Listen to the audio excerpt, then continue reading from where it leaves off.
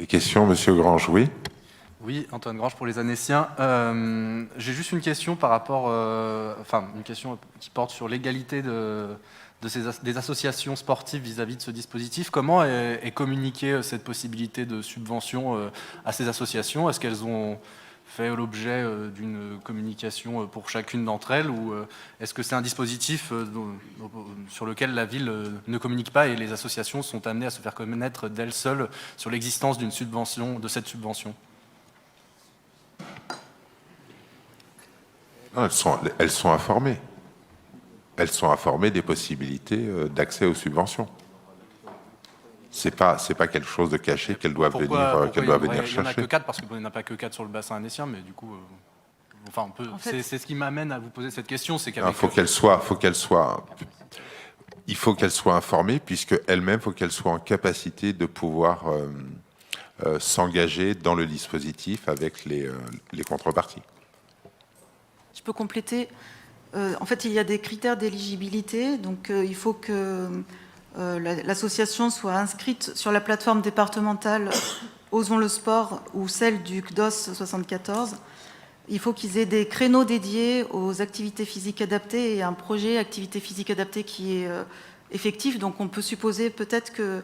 ensuite, il faut aussi qu'ils aient des professionnels diplômés des activités physiques adaptées.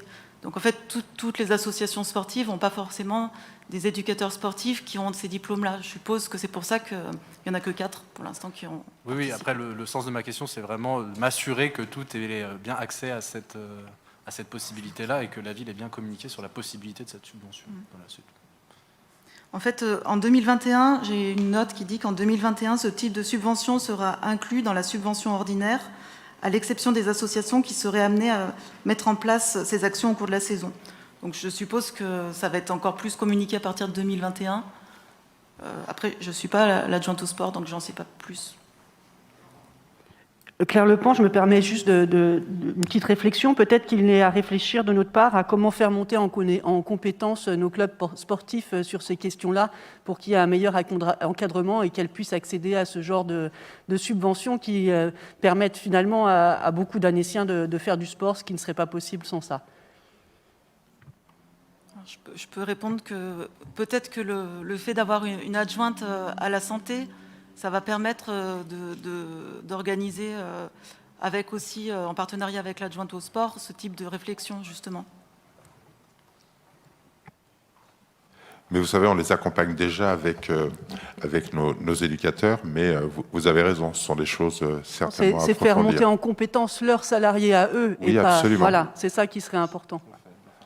Absolument, c'est de l'accompagnement et de la formation que l'on fait. On est entièrement d'accord sur le sens du sujet. D'autres questions? Je vous propose de passer au vote.